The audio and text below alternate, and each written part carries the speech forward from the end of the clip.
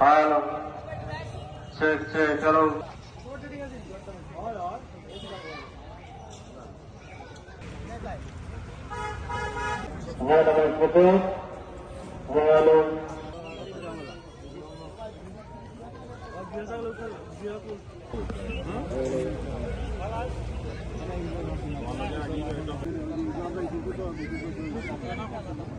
Ready, 1, 2, 3. সম্মানিত সাংবাদিক এবং সিলেটবাসী, আসসালামু আলাইকুম। আপনারা জানেন যে ইতিমধ্যে বাংলাদেশের রাজনীতিতে 8 দল একটা আলোড়ন সৃষ্টিকারী এটা জোটের দিকে আগাচ্ছে এবং জনগণের এদেশের সর্বস্তরের মানুষ, বিশেষ করে জুলাই বিপ্লবে যারা অংশ নিয়েছিল সেই সব বিপ্লবী মানুষের মনের দাবি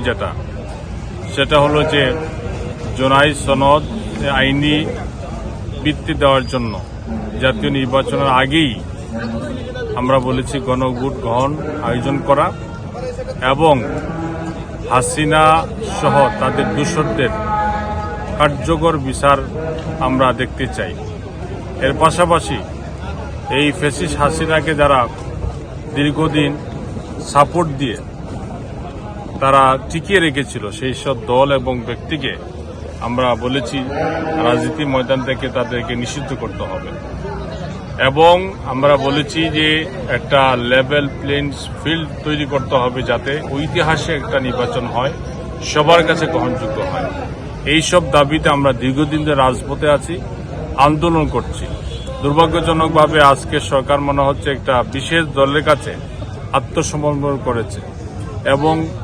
লন্ডনে একটা বৈঠকের পরেই আমরা দেখতে পেলাম যে এক পেশে তারা অনেকগুলো সিদ্ধান্ত নিয়ে গেছে। আমরা আজকে আগামীকাল যে প্রোগ্রামটা হচ্ছে এই সরকারের দুর্বলতাগুলো আমরা তুলে ধরব এবং দেশবাসীকে নিয়ে আমরা সংঘবদ্ধভাবে আমরা জাতীয় নির্বাচন আগেই আমরা যাতে গণভোটের আয়োজন করা হয় এই দাবিটা সোচ্চার কণ্ঠে আমরা সবাই উচ্চকিত করব। এই জন্য আগামীকাল শনিবার 6 ডিসেম্বর দুপুর 12 ঘটিকার থেকে এই সিলেটে ঐতিহ্যবাহী সরকারি আলিয়া মাদ্রাসা মাঠে অনুষ্ঠিত হয়ে যাচ্ছে 8 দল কর্তৃক আয়োজিত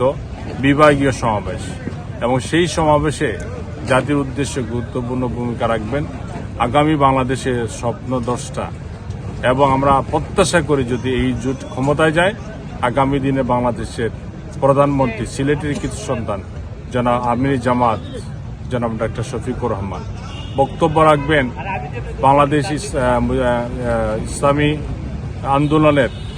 আমির চরমোনাই পীর সাহেব জনাব সৈয়দ রাজাউল করিম সাহেব সহ জনাব বাংলাদেশ খেলাফত মজলিসের কেন্দ্রীয় আমির আল্লামা মামুনুল হক সহ 8 দলের শীর্ষ নেতৃবৃন্দ কালকে বক্তব্য রাখবেন। আমাদের প্রত্যাশা সিলেট সহ সারা বিভাগের জনগণের সাড়া দিয়ে বিপুল সমাবেশ হবে এবং আগামীকাল সিলেট লুকানো হবে এই প্রত্যাশা আমরা ব্যক্ত করছি।